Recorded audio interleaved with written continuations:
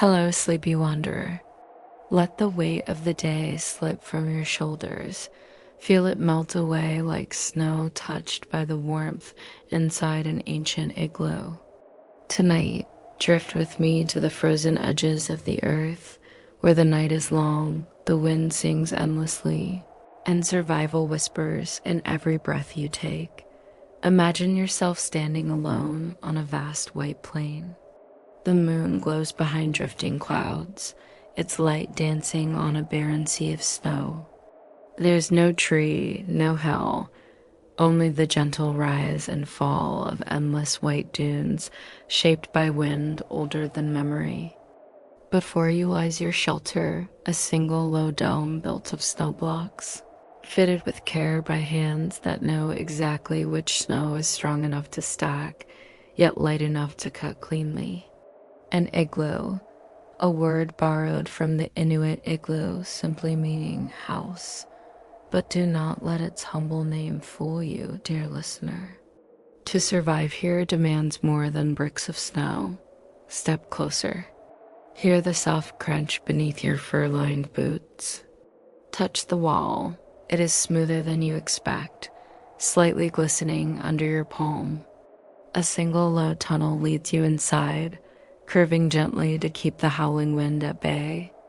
You bend low, crawling through this narrow mouth into the belly of ice. Inside, stillness, no wind, no storm scream, only the muffled hush of your own breath. Your eyes adjust. You see the faint flicker of a seal oil lamp, its tiny flame dancing shadows on curved walls. You notice the air inside is not bitter, yet neither is it warm by any modern measure. It hovers just enough above freezing to preserve you through the unforgiving night. You sit cross-legged on a raised sleeping platform carved from snow but covered in caribou hide, thick hollow hair trapping precious heat. Beneath you snow, above you snow.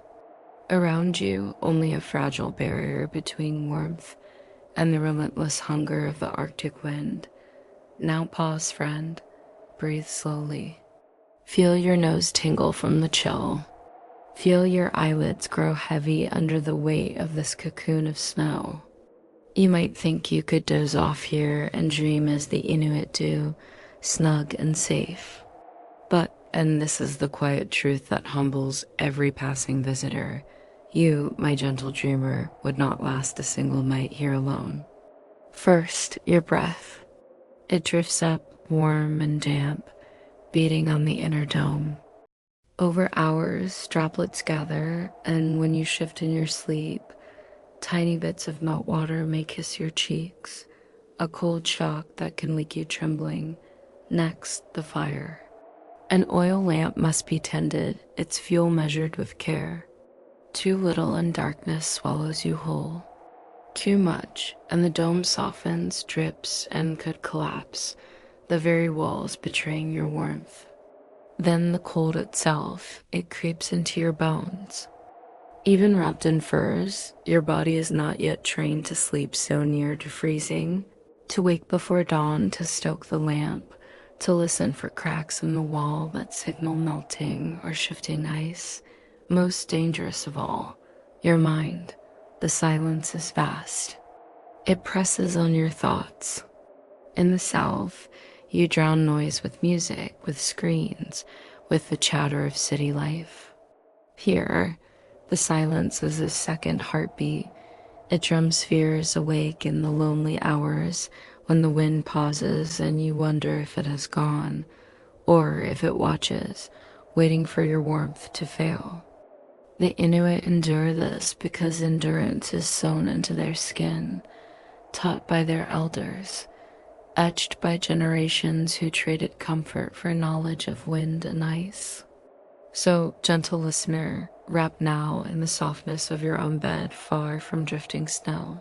Know this, it is not the cold alone that breaks the unwelcome guest. It is the silence, the careful balance of warmth and chill, the unyielding reality that every flake outside conspires to remind you this is not your home. but do not fear. You may stay here a while longer in spirit safe within this whispering tale. As I guide you to the next soft echo of Arctic life, where the quiet hunt begins and the eternal twilight calls for seal and man alike. Close your eyes if they wish to close. Breathe the rhythm of snow and lamp flame. Next, we drift into the frozen hush of hunting seals beneath endless twilight. Still curled inside your dream igloo, imagine the faint gray light creeping along the horizon. Never quite dawn, never true night. This is the realm of endless twilight, where the sun hovers, refusing to rise or set properly, casting the land in a gentle, disorienting glow that confuses the heart and tests the eyes. Out here, your warmth must move with you. To eat is to live, and to live is to master the hunt. You slip out of your dome of snow, careful, quiet. Your breath forms small clouds, drifting lazily behind you. In your gloved hand, a simple harpoon, a shaft of carved wood tipped with bone or metal, bound tight with sinew. It is both tool and prayer. No bullet or engine roars here, only the hush of snow and the soft whisper of your fur against your ears. You walk forward across the flat white, step by careful step. Beneath your feet lies another world, the Black Sea, hidden under a crust of ice that groans and sighs like a restless sleeper. Somewhere down there, a ringed seal, fat, slick with oil, patient and sly, noses up to a tiny breathing hole in the frozen ceiling above its ocean home. The Inuit know where to find these holes. They mark them gently, returning at the right hour, standing motionless for what feels like eternity. Imagine yourself now, legs stiff with cold, hands frozen to the shaft of your spear, eyes locked on a dark circle just wider than your palm. Minutes stretch, your breath fogs your eyelashes. The world is only your heartbeat, slow but loud in this great silence. Then a ripple, a wet sigh. The seal surfaces, exhaling its warmth into the Arctic air, a fleeting steam cloud that betrays its presence. You strike, not violently, but with practiced certainty, a clean thrust to pin the beast before it slides back into the deep. A moment of struggle, muffled by the snow's endless hush. Then stillness. There is no cheer, no shout. The hunter bows his head, murmurs thanks to the spirit of the animal, gratitude, not glee, for life taken and hunger eased. You wrap the seal in a sled, tug it homeward. The family waits, every drop of oil, every scrap of hide, every morsel of meat has a purpose. Your fingers, numb and aching, find solace in the thought of warmth soon to come. Back in the igloo, the lamp will glow brighter tonight. Children will press close to their mother's side, bellies full, lips slick with precious fat, a richness foreign to your modern tongue, but lifeblood here where frost devours the careless. Look around, dear wanderer of thought. No bright supermarket lights, no humming refrigerator, only twilight. Only the soft scrape of your sled. Only the promise that tomorrow the hunt repeats or the hunger returns. The rhythm of their lives. Stand still, wait, strike true. Thank the spirit. Use all, waste nothing. As your breath slows and your eyelids grow heavy, carry this image. A lone figure on an endless white sheet, spear in hand.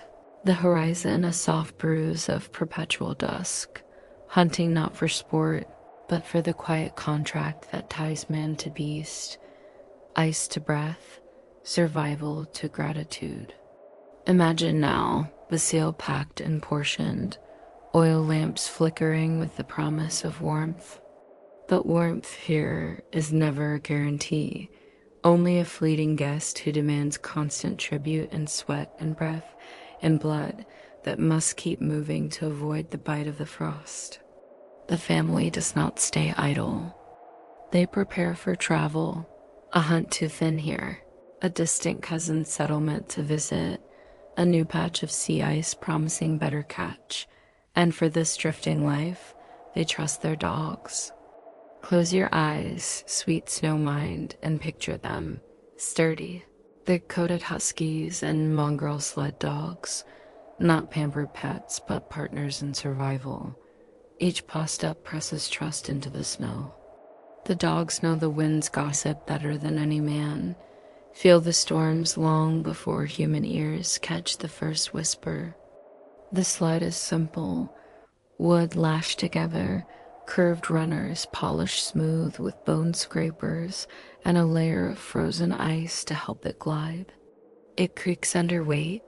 Family furs, precious oil, fresh meat, the youngest children bundled in hide cocoons, wide-eyed and trusting in the hush of this white road. Now you stand behind the sled, gloved hands tight on the handlebar. The lead dog turns a keen eye over its shoulder, awaiting your breath, your quiet grunt, the command that sends the pack loping into the endless wind. Hup. They move, a low ripple of motion, paws drum softly on crusted snow, tongues loll as frosty air steams from fur-warmed bodies. The sled shivers and obeys the dog's will as much as yours. But imagine, dear dreamer, what it asks of you. You stand for hours, knees bent to absorb each jolt as the sled strikes hidden hummocks of ice. Your eyelashes frost over, tiny icicles that break off when you blink too sharply. Your toes curl tight inside fur boots, desperate to stay warm, each stomp a fight against frostbite's creeping whisper. And still storms come. The wind howls across the open ice, flinging knives of snow against your cheeks. Dogs whine, driven sideways by gusts so fierce they vanish in a blur of white. You must trust your memory now. There are no signposts, only your mind's map and the lead dog's nose. Then the secret storms inside the sled. A child cries softly, her foot numb. Her mother rubs warmth back into it with red, raw hands. A father growls a harsh word at his eldest son, frustrated that the boy let the lamp oil drip and waste. A wife whispers blame behind mittened hands. Why didn't you check the sled ties? Why did you bring the sick dog? In this land, the weather outside is rarely more dangerous than the storm inside the family mind. Resentment and fear crackle beneath the dome of their shared existence, yet they endure each other. Love here is not spoken with gentle poems, but with the sharing of meat, the tightening of a sled harness, the silent tending of frostbitten cheeks. The dogs, meanwhile, press on. Their feet crack and bleed into the snow, fur mats with frozen sweat. They do not complain. They simply run until they can run no more. Then the strongest dog is thanked. If he must be left behind, it is done with quiet words, a final stroke of a kind hand. No drama, no tears. Survival respects no luxury of sentiment. Feel the soft sway of the sled beneath you, the creak of rope, the panting breath of your loyal dogs, each a living ember of warmth pulling you away from death's frozen reach.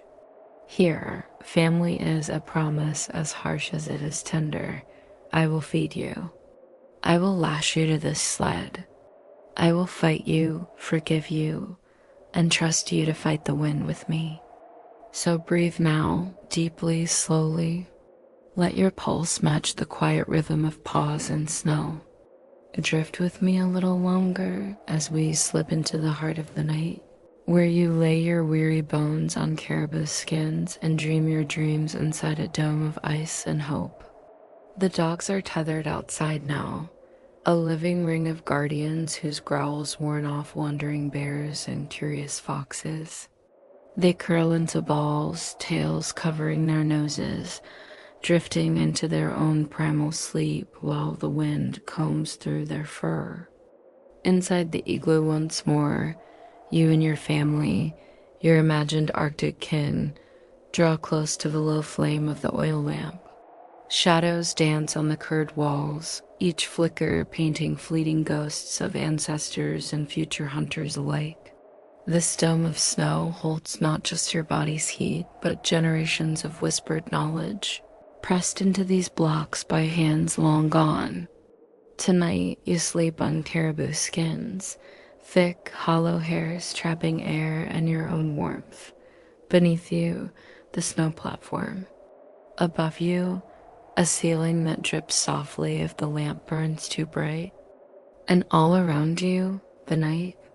A night that never truly leaves. Here, the line between dusk and dawn is a soft gray smear across the horizon. Feel your breath. Inhale, the faint, earthy smell of fur and oil. Exhale, the taste of cold air softened by human presence.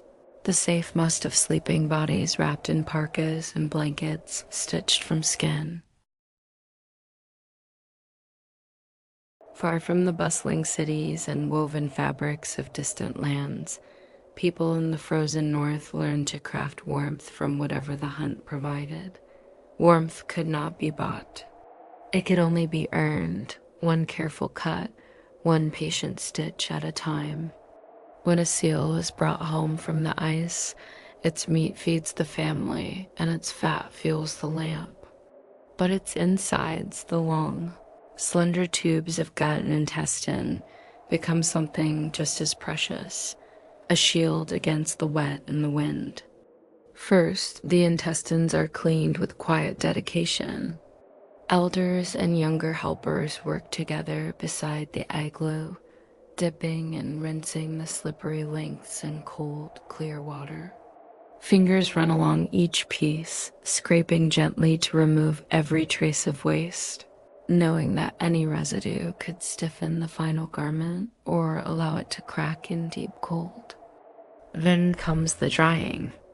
The long strands are stretched on frames of driftwood or bone, lifted high above the dog's reach and the drifting snow. In the weak sun or the thin, dry air, the gut transforms.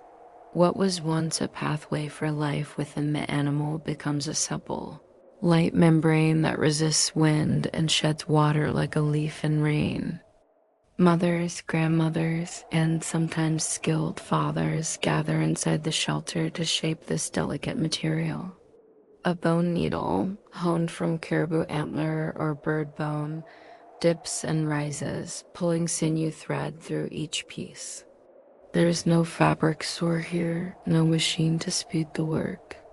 The only tools are patient hands and eyes accustomed to long hours by the flicker of an oil flame. Each seam is tested by touch, gently pressing, feeling for gaps where wind might slip through.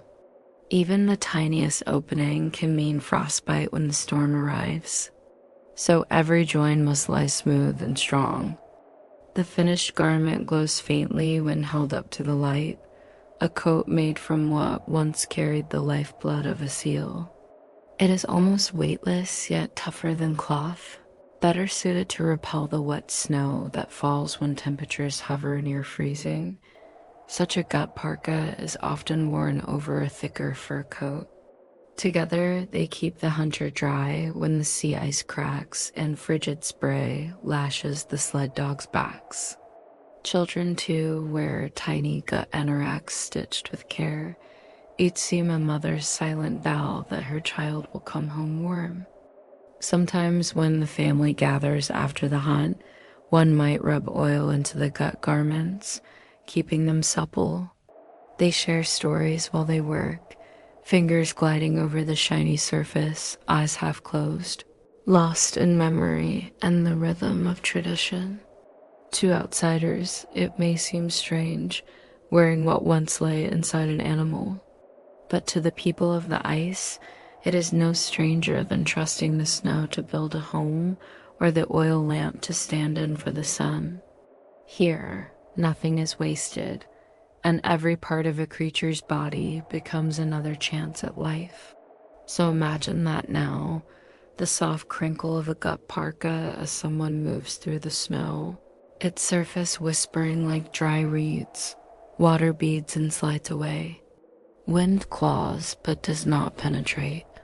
Inside the fragile dome of snow, a small child laughs, safe within layers crafted from the gifts of the hunt. In this way, warmth is not only found in fur, but in the hidden places within, turned by human hands into a second skin, a promise that even in the harshest storm, a family's breath and heartbeat remain untouched by the cold. In the vast expanse of night, when the wind howls across the snow and the oil lamp flickers with a tired flame, families settle into the single chamber they call home.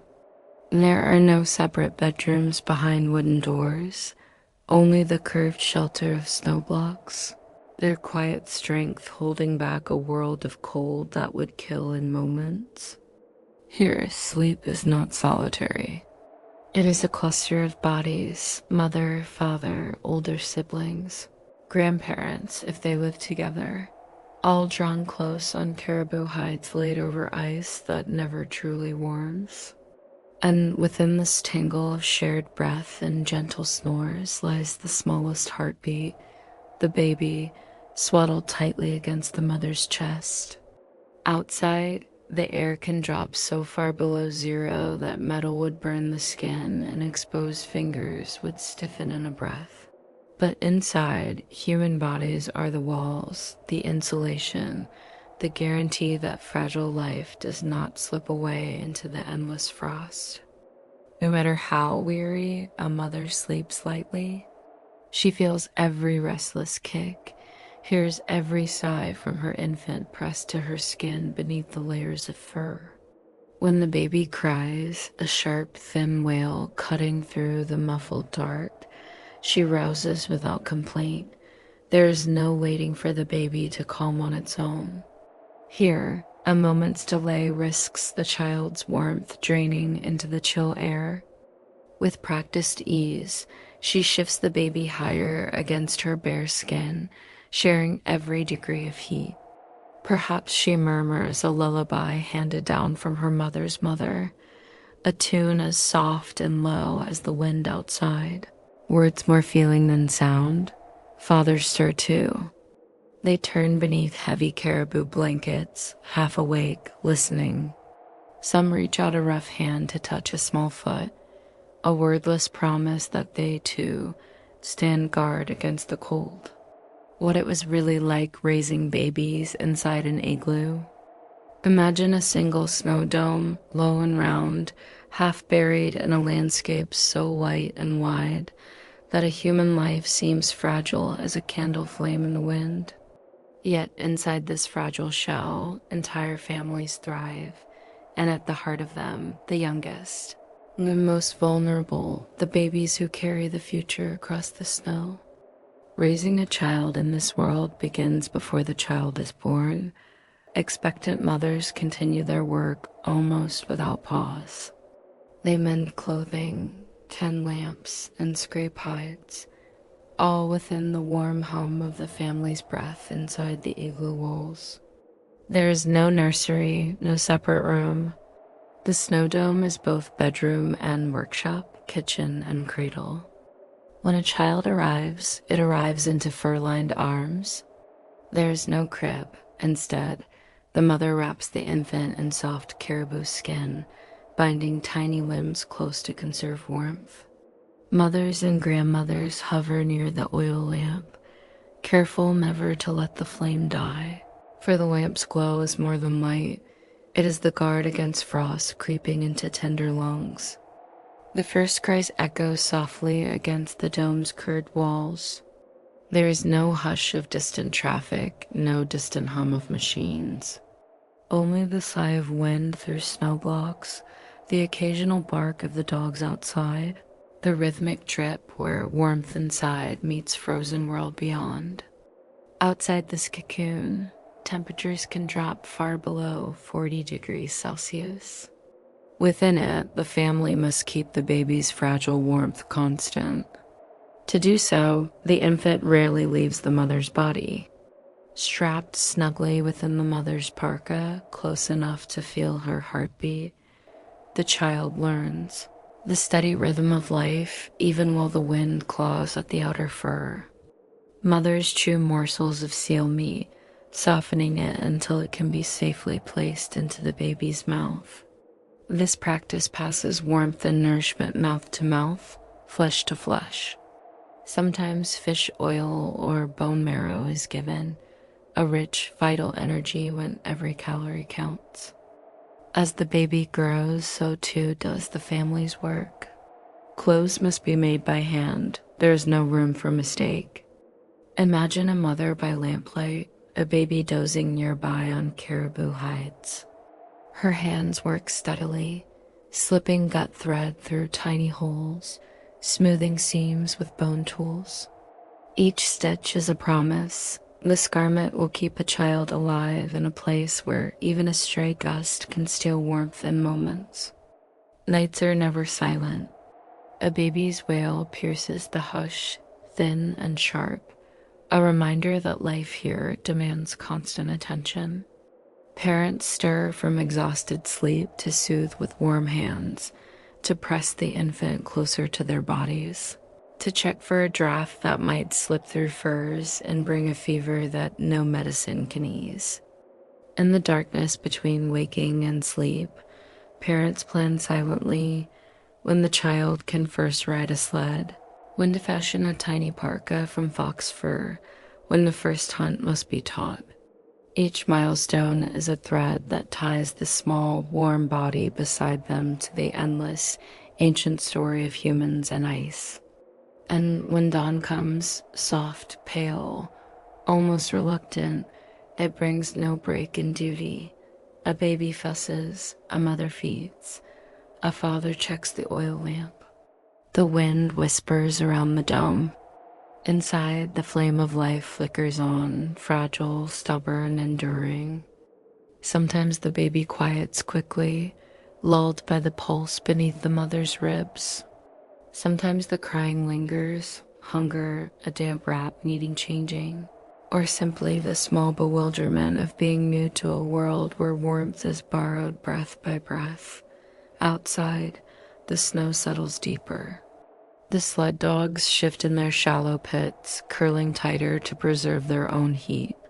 The wind tests the seams of the igloo but finds no welcome crack. Inside, the infant drifts back to silence.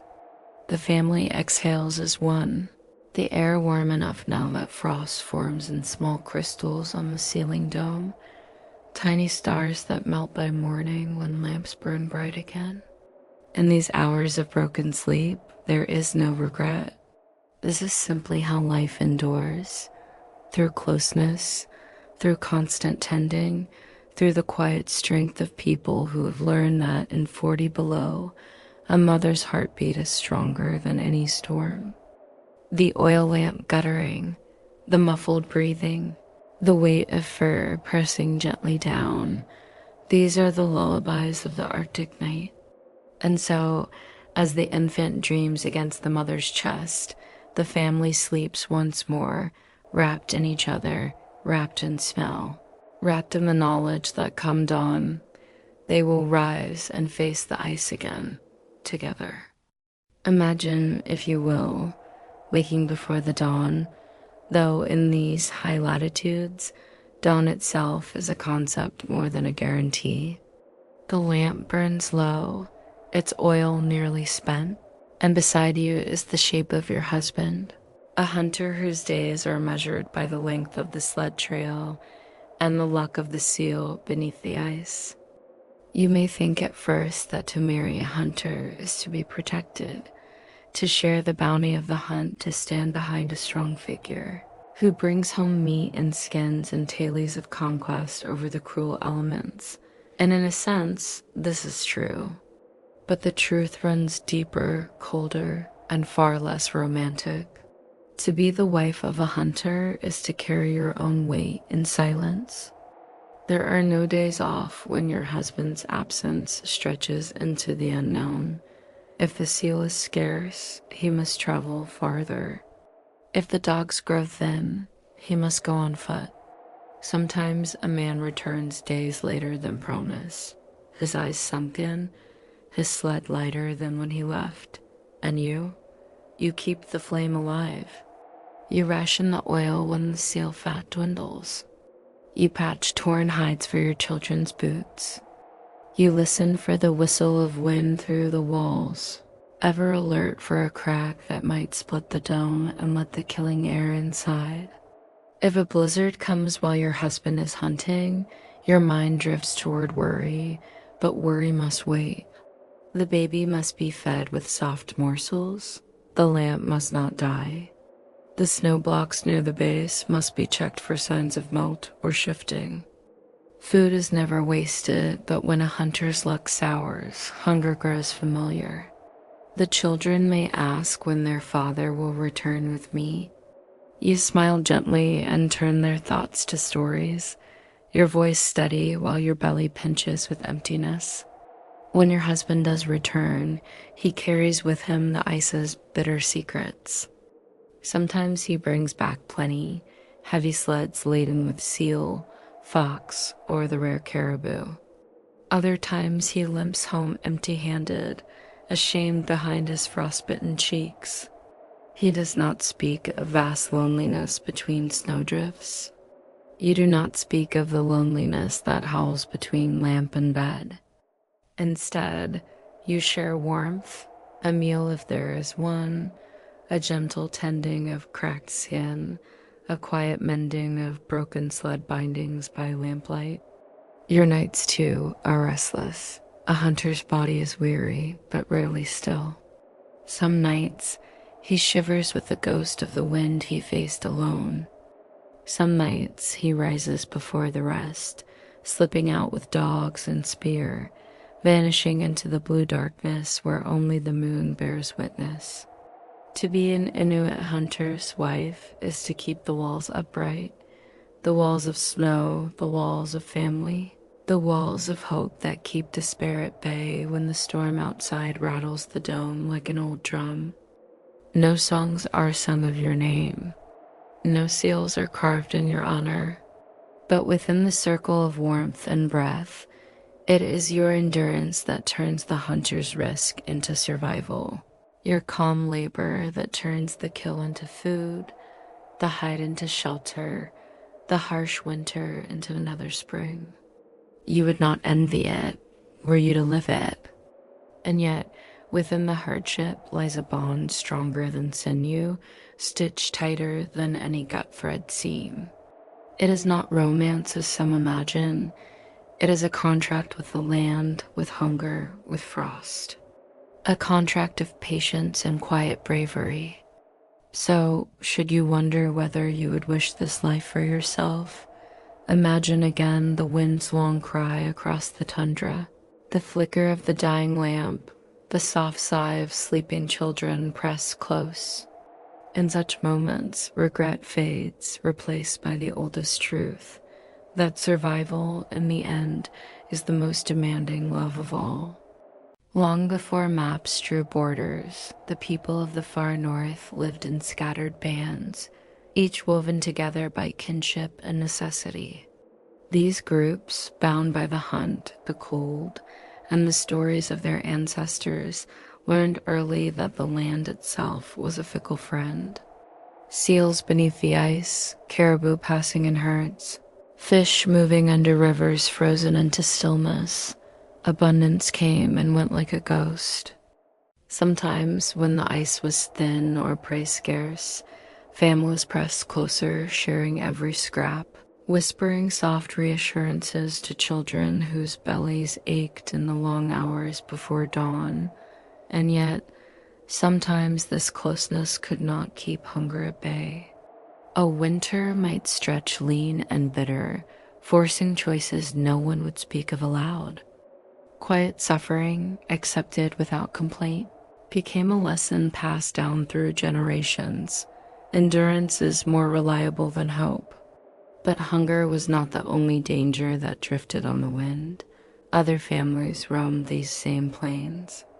Rival clans, sometimes distant cousins, sometimes strangers drawn by rumor of fresh hunting grounds, might cross paths when desperation was greatest. An unexpected meeting near a seal hole could spark tension as sharp as flint against steel. These encounters did not always end in blood. Often they ended in a tense circle of elders exchanging measured words, weighing who needed what, who might share, and who must turn away. Yet, when the season was merciless, even ancient ties could snap. A stolen cache, a missing sled dog, an insult uttered in hunger's shadow, these things could kindle conflict like dry moss under an ember. When conflict broke open into violence, it did so with a swiftness that left no room for sorrow until later. Spears cast, a brief cry, then silence beneath drifting snow. The land covered its scars quickly, the wind smoothing footprints until even grief had to be carried inside the heart alone. For those who survived such skirmishes, life continued with a brittle quiet. The living huddled closer, wary of shadows on the horizon, of shapes that might be kin or threat. At night, parents soothed children with the same stories as always, tales of cunning hunters, of patient ancestors who taught the people how to find warmth in the coldest wind. Yet behind each lullaby, the unspoken truth lingered that sometimes it was not the wolves or the polar bears that took a life, but another human whose hunger had grown too sharp to be dulled by words. When spring returned, it did so gently as if to apologize for the season of lack. Snow melted, rivers whispered under the ice, and families stepped outside their shelters, blinking at a world reborn in pale light. The grief of winter, so heavy when the days were short, was set aside in small, practical ways. New children were named, sleds were mended, spears were checked, and stories carefully reshaped so that sorrow did not drown the living. And so, for each year that life claimed its payment in frost and silence, there were years when warmth returned and laughter rose again around the hearth. In this fragile balance, the people found a rhythm, a pattern of struggle and renewal stitched into each fur coat and every quiet moment before sleep. To live in this land is to accept its bargains, every meal earned with risk, every moment of warmth shadowed by the cold's patient claim on flesh and bone. But there is a deeper cost, one more hidden than frostbite or hunger pangs, the loneliness that comes when the hunter does not return.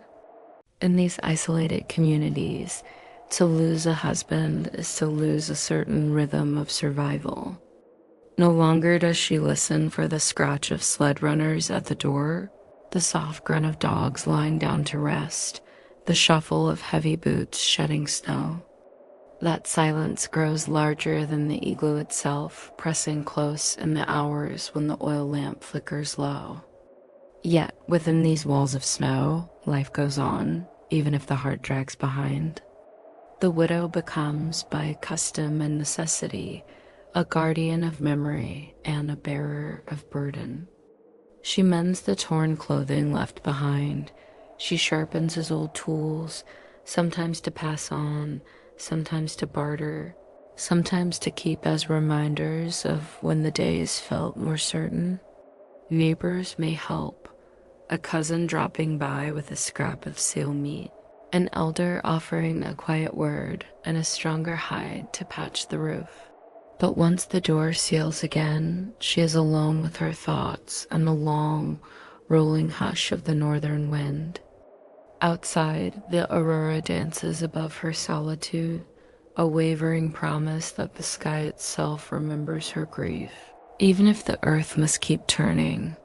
Some nights, she drifts to sleep, imagining that faint lights are her husband's steps returning across the ice, the soft crunch, The sigh of breath, the rustle of fur as he lies down beside her once more.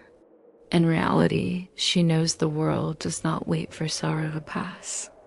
If there are children, she must tell them stories he would have told. She must teach them to lash the sled ropes, to mind the dogs, to watch the stars for signs of weather. Each task stitched into her days replaces the warmth of shared laughter with the steady comfort of work well done.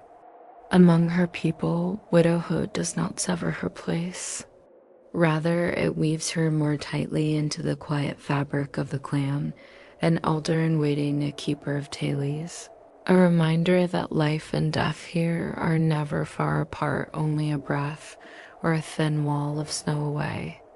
In time, when she steps out beneath the open sky to fetch water or check the dogs, she lifts her eyes to the curling aurora with less ache and more acceptance. For the lights above are as constant as the frost below, shimmering witness to all who came before and all who will come after. And so she sleeps alone, but not unloved. The snow hums around her like a lullaby. The stars watch like patient sentinels. Her dreams drift between past and present, a bridge between warmth lost and peace slowly regained beneath the endless night. Picture now the first sigh of spring on this harsh land, not the riot of blooms known elsewhere, but a subtle loosening of winter's grip. Snow recedes in patches, revealing ground damp with meltwater. Streams gurgle where silence ruled for months. And overhead life stirs, flocks of birds, arrows of beating wings, tracing ancient paths from distant warmth to these still cold plains. For those who wait through winter's lean days, spring migration brings hope wrapped in feathers and fur. Ducks and geese cluster on every stretch of open water, honking and chattering like returning neighbors. Caribou herds appear on the horizon, drifting clouds of legs and antlers, drawn north by some deep memory of moss and lichen waiting under old snow. Imagine families stepping out of cramped shelters, squinting at the pale sun and feeling the weight of months indoors lift, replaced by an urgency to hunt, to trap, to gather the promise flitting above and stamping across the tundra. Yet with spring's gifts come new trials. Warmth loosens the snow but awakens the swamps. Hunters slog through slush and shallow ponds, boots and furs quickly soak through. A soaked parka, once comforting in dry cold, clings heavily to shoulders now, smelling of wet fur and muddy water. Fires sputter on damp driftwood, and the air holds both a sweet scent of thawing earth and a rank odor of last year's decay, resurfacing from beneath the melting drifts. As if the soggy clothes and unpredictable melt weren't enough, another force rises with the warming breeze. Tiny wings, whines in the ear, and the unending bite of life that flows on 6 legs, the mosquitoes and black flies.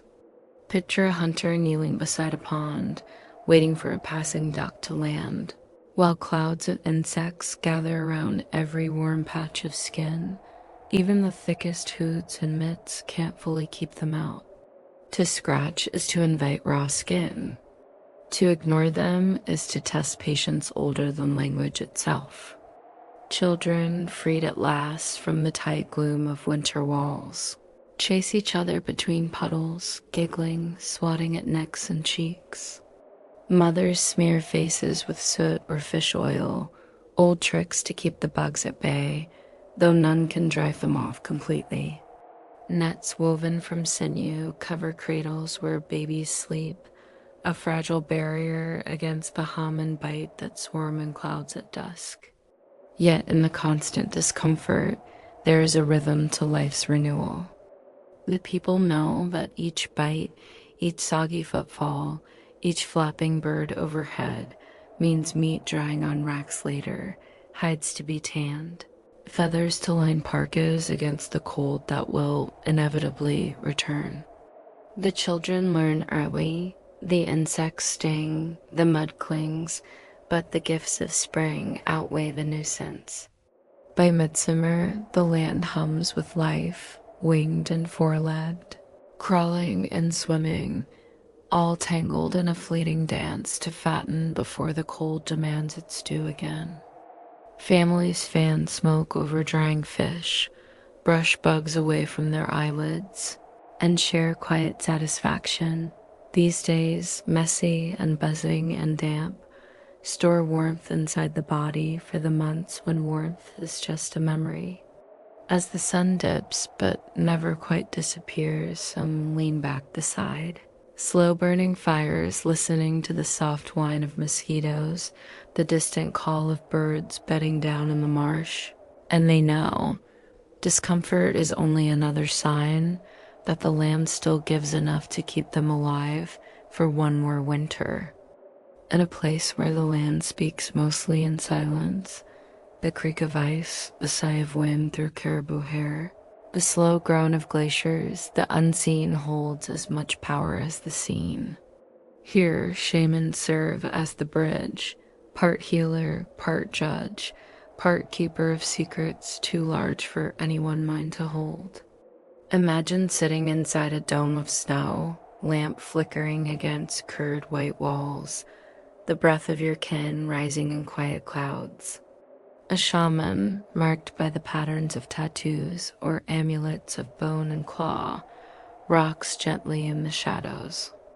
To speak to spirits is a lonely craft. To stand half in, half out of this world comes at a cost. But to the people, this go-between is vital for when the hunt fails or a cough deepens in a child's chest. It is not enough to mend wounds or share meat. One must ask what has been offended in the world beyond the firelight. They say that the aurora itself is a river of spirits, dancing to remind humans of their place below. Some whisper that to whistle at the lights invites them closer, wrapping around the unwary until breath stills in the chest. The shaman knows such tales, but also holds deeper ones. How certain animals, when caught wrongly, carry a grudge into the hunter's dreams. How illness may hide, not in the lungs alone, but in the soul's dark corner. In the stillness before dawn, the shaman chants softly over a sick child, coaxing spirits to loosen their grip. A drum fashioned from stretched skin and driftwood bent by salt winds thumps slowly, a heartbeat echoing the pulse of the earth beneath permafrost. Around the family crouched close for warmth, old stories come alive, wolves who walk like men, sea women who guard seals from careless spears, spirits of the ice who drift unseen, testing the courage of the living. When a dream unsettles the sleeper, a vision of caribou lost in endless snow, or blood pooling at a hearth, it is to the shaman that one turns for an answer. Sometimes the meaning is clear, an insult paid to a spirit that must be repaid in song, or a promise to hunt with more respect. Sometimes the answer is softer, an omen to be carried, a warning to be heeded when the dogs grow restless and the ice cracks in the night. Yet even wisdom cannot soothe every fear. In a tight circle of snow houses, where food is scarce and the cold crawls into the bones, mistrust flickers like sparks from an oil lamp. When a hunter returns empty-handed, eyes turn toward the unlucky one who in the village has offended the spirit of the bear, or the seal, or the caribou herd that turned aside at the last moment. A cough in one home soon rattles through another and whispers grow. Perhaps someone broke a taboo. Perhaps a soul wandered too close to the land of the dead and brought back more than stories. The shaman listens, intervenes, sometimes placates the tension with ritual, a cleansing, an offering, a solemn drumbeat that says, "We remember our duties, forgive us." But under every chant lies a simple truth. Sometimes the ice is simply too thin for seals to gather. Sometimes snow buries the caribou trail for days. Spirits or not, survival here has always been a wager between human skill and the whims of wind and beast. In this tight-knit world, blame and forgiveness live side by side. Families quarrel in whispers, then share a strip of dried fish over the same lamp. They fear each other's missteps, yet cling together, for no one survives the endless night alone. When at last these worries tire the mind, the family settles back into caribou skins laid thick upon the frozen floor. The oil lamp dims to a quiet flicker, and the stories continue even as eyelids droop. Children drift away to dreams, seated by the shaman's tailees of giant polar bears with human eyes, of white foxes that carry lost souls on their backs, of caves beneath the sea ice where the old spirits huddle, murmuring of those above who still breathe and struggle. Outside, the ice creaks, alive in its slow shifting. Some say that beneath the crust, where salt water pulses in blackness, the spirits themselves carve tunnels. In rooms, a hidden village of watchers, older than any drum or chant. So each night to sleep here is to lie down in that spirit's den, to trust that the thin shell of snow and hide will guard against both the wind, spite, and the deeper chill of bad luck. And when dawn creeps back, pale and uncertain, the people rise, rub sleep from their eyes, and step once more into a world where seen and unseen meet with every breath. In a place where the sun stays away for months and then forgets to set for weeks on end, time measures itself less by clocks and more by the soft arrival and leaving of lives. Here, elders hold a place of deep gravity, the walking libraries of names, hunting grounds, and spirit debts that must never be forgotten. Picture an elder, hair like drifted snow, skin drawn fine as cured hide, settled near the lamp where the children curl to listen. With each winter, their voice grows more fragile, yet the weight of their words thickens. For who else remembers which trail along the sea ice stays strong, even when others crack beneath a careless step? As age bends their spine and dims their eyes, these old ones do not rage against the long night. Instead, they settle more deeply into the warm pocket of family, drifting often into sleep as the younger hands cut meat or mend nets at their feet. There is an unspoken understanding that when the time comes, the passing should be as calm as a lamp flame flickering out. When an elder's breath grows thin, a hush settles over the snow house. Neighbors tread softly across packed drifts to sit near, sharing stories meant not only for the living, but for the soul preparing to step lightly into the world beyond. A bowl of broth warms their lips, though more often than not, they prefer to taste the nearness of family more than food. Outside, the northern lights might weave green ribbons overhead, reminding the gathered that there is a place for every soul, if one leaves with a clean memory and a quiet mind. And so disputes are mended at the bedside.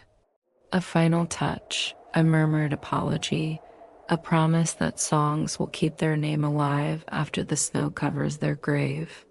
When the last breath curls from the lips and joins the cold air, the family acts without wailing. The body, once the bearer of stories and labor, is wrapped gently in furs, the same hides that once sheltered it from storm after storm. It is carried, sometimes not far from the dwelling itself, and laid to rest under cairns of stone or mounded snow, a simple bed beneath the wide sky. But people do not speak of the dead as gone entirely. In the flicker of an oil flame, in the cry of a distant fox, there echoes the voice of one who once walked beside them. And in dreams the departed may visit, offering warnings or comfort, reminders that the living still belong to the unbroken line of the tribe. To the children, these moments become half memory, half legend. They remember the warmth of a thin hand on their cheek, the soft rattle of a tail repeated on dark afternoons. They grow into hunters and mothers who, when the lamp guttered low, feel a hush around them, as if the old ones draw close to watch, to guide a steady spear or soothe a crying infant. In the long night, when wind rattles the snow blocks of the house and the moon sits swollen and white, a sleeper might murmur a thank you into the dark, unsure whether they dream or wake. It does not matter. The old ones hear regardless. From afar, a snow house might seem a cradle of peace, a dome of white under shimmering green auroras, snug and quiet as a cradle song. But step inside the world of an Inuit child, and you find a place both tender and exacting, where every playtime shapes the adult that cold seasons demand. Children here are born into a pact with the cold. There is no nursery painted with bright colors, no toy chest brimming with store-bought amusements. Instead, the snow and the dogs, the bones and the seal skins, these are both playground and classroom. By the age of 6, small hands must already learn sharp truths. A boy follows his father or uncle to the ice's edge, his breath a ghost in the morning dark. He watches the patient wait for the seal's blowhole to appear, the sudden strike, the steady cutting of fur from flesh. Little fingers imitate this with scraps, learning not to flinch at warmth that seeps through gloves. A girl kneels beside her mother, guiding a bone needle through tough hide, stitching boots that must hold back frostbite when her brothers race sled dogs in biting wind. Dolls, when they exist, are not of painted porcelain, but scraps of fur stitched into little people, teachers of stitches, practice for real garments that must one day shield a whole family. There is no room for softness that weakens. Yet within these lessons lies the deepest love. Each cut learned now may mean warmth and meat for the next endless night. Fear whispers alongside laughter. Beneath the snow stretches a skin of ice, deceptive in places, thin where currents gnaw from below. Even grown hunters misjudge it. A child must learn early to read the cracks and the color of frost. Stories pass from mouth to mouth, of footsteps too light to be heard by seals, but too heavy for treacherous ice. A child learns that the world beneath is always waiting, a cold darker than sleep, and always the fear of losing the heartbeat at the center of their small world, mother or father, gone to the hunt and not returned. Dogs sometimes come back alone, tongues black with exhaustion, sled empty. When the door flap lifts without the voice they expect, children clutch each other beneath shared blankets, eyes wide in a house that feels suddenly too large. Yet they do not dwell long on fear. The morning must be met with steady feet, for the snow does not wait for grief. When dusk settles, though in deep winter, dusk and dawn often merge into a single blue twilight. Children fold into each other under skins of caribou and bear. Brothers and sisters press close, warmth traded like whispered secrets. Soft breathing fills the snow house, mixing with the quiet crackle of the oil lamp's flame. A little one might stir and whimper, pressing a cold nose into an older sibling's back. A mother hums gently, voice rough from wind but sweet with comfort. In this closeness, innocence survives the cold. Dreams flutter through the children's minds, games of snow foxes, of sled races too wild to ever be allowed while awake. Outside, the wind combs the drifts into new shapes, erasing yesterday's tracks. Inside, childhood endures, harsh in its lessons, yet gentle in its moments of shared sleep and secrets swapped in the dark. Imagine, just for a breath longer, the way the snow house sighs against the wind. Outside, the sled dogs curl their tails over twitching noses, guarding dreams of running forever across endless white plains. Inside, the family sleeps in a tangle of limbs and furs, sharing warmth that defies the dark. For the Inuit, each moment was stitched tight to survival, yet threaded with laughter, small comforts, and an unshakable belief that life, no matter how harsh, must be met with steady courage and quiet gratitude. So as you drift now, let the echoes of their lives settle over you like a familiar blanket. Let the whisper of wind across frozen drifts remind you that you lie warm, sheltered far from storms. Your breath steady and soft in a world built by countless generations before you. Sleep peacefully knowing that once under the same stars that spin silently above you even now, another people faced the long night. And in that night they found stories, warmth, and the calm promise that dawn would come however distant. May your dreams be untroubled, your thoughts as gentle as falling snow, and your rest as deep as the endless Arctic night. Good night.